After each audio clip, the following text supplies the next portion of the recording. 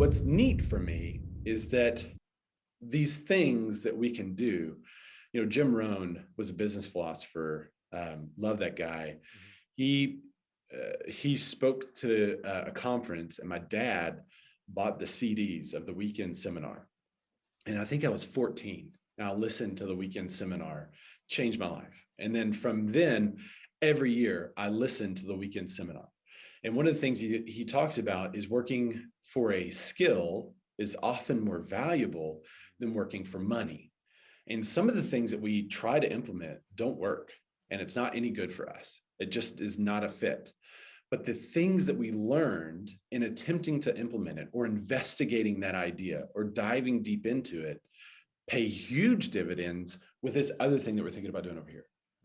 And that's one of the real cool benefits that's happening as far as my own professional development and personal growth is being able to see the difference. Like, I'm different than what I was in January when I downloaded the app.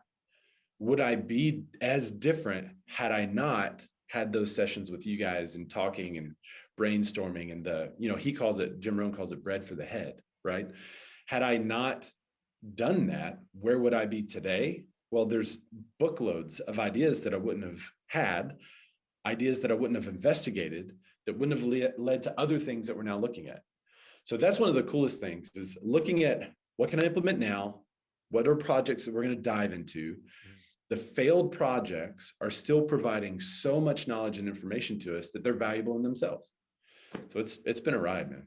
In my brain, I'm literally picturing you baking, cooking, and you're having all these different ingredients and you're working on 7 different things at the same time and you're taking stuff from this. You're like, that might taste good with this and putting it in different baskets and pots and pans. But that's the beauty of it, right? I think people that are in a leadership position, and I love for everybody to hear this, often the people that aren't in the position don't understand that a lot of the things that are being tried and implemented, there is a rhyme and reason. There may not seem like it at the time, and you're throwing a million things at the wall to see what sticks, but because you're not afraid to throw those things at the wall, that is what's leading to massive growth.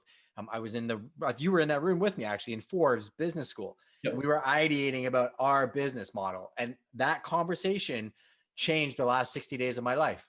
I thought about, the vertical integration, the horizontal integration, what does that mean for these businesses? Yeah, I do have these businesses built into my business, but they're just not looked at as independent. We separated them. We did 2 new hires. They're starting on Monday. We don't necessarily have everything figured out. Got a lot of work for them to do and a lot of things that we're doing internally that we're now going to portion out, but without trying these new things, we can't grow those businesses. If I'm like, all right, we're going to spend a week organizing how we're going to do this one little thing and make it super perfect. Well, we're overlooking the 19 other things that we could try to get to the overarching vision of what that business is. And I think that's where you're really standing out. I think Pixel Properties, you're poised for growth. And I think if I was in your market, you'd definitely be on my radar from the sense that you're thinking a lot bigger than transactional business or even just servicing and providing the smooth white glove service. Like, you do have a grasp of that. I feel like you're working on something bigger. What is your moonshot? Like, what is that thing that may not be something you think you can accomplish today, but you're striving for in the future? So that goes back to the conversation that I had with my wife about should we open our own brokerage or not.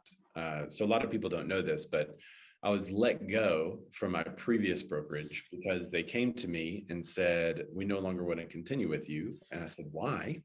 And they said, you're not a culture match. I said, why? And they said, well, we think that you're going to start your own company and we don't want you to do that while you're here.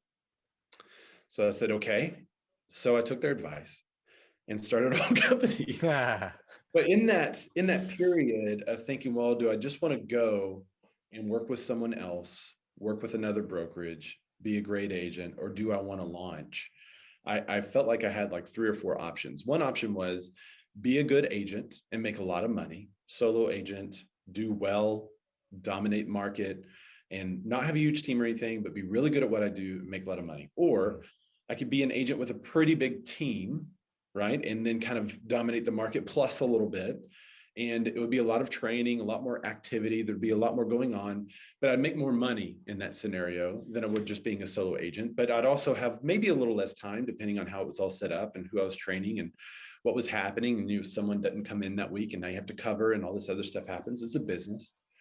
Or I could start a brokerage and maybe have a couple of locations here and there and a regional brokerage that would do pretty well and maybe be built like a media company. Or number 4 was start a worldwide real estate brokerage. And I was thinking, okay, if I was on my deathbed, right, taking my last breath, thinking about everything that happened in life, what decision would I regret more not trying? And I would regret not trying number 4. I think I could do number 1. I think I could do number 2. I think I could do number 3. I have no idea if I could do number 4, but I know that in the last days, I would regret not ever trying. So the moonshot for us is creating a worldwide real estate brokerage, creating a brand that comes beside agents who are already focused and doing some of the things that we want to do, but helping them develop that more, taking some of the load off so that they can focus more on servicing the clients, creating that incredible experience, full concierge. And if we did that, then I felt like we could compete with Keller Williams and Century 21 and, Coldwell Banker and all those big companies that are kind of dominating the industry right now. And that's our moonshot. And as a matter of fact, about a year after we opened, someone offered to buy us. And they sent someone down and they were talking to us about this. And they were like, yeah, we want to buy you. And here's how we'll integrate you into what we're doing, all this stuff. I'm like, okay. And I wasn't really into it. And they said, well, do you have a number in your mind? I'm like, yeah, I got a number, but I don't think you guys are going to pay the number. And they're like, well, the guy was like, is there any way possible that we could work in the future together? And I said, yeah. And he said, what is that? I said, I think if I buy you guys. And he went, ha ha. And then he realized I was dead serious. And he gave me his card and he said, if that does happen, I'd like for you to remember me. and it was like, I think he probably went back to his home office and said, look, it was a goldfish telling a whale, I'm going to eat you one day. But that's kind of how we feel. Yeah. It's possible. And that's the moonshot. So that's the thing where, that may take most of my life to figure out. And that may take most of my life to get to that moonshot.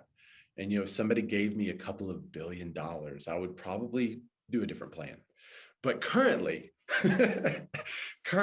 that's the moonshot that we're looking at. I really want to help these agents to be able to service their clients, service their customers, have more time with their family, have more time with their friends, get more by referral, by staying in front of their contacts, being a media company. But I don't think they should have to develop all that stuff on their own.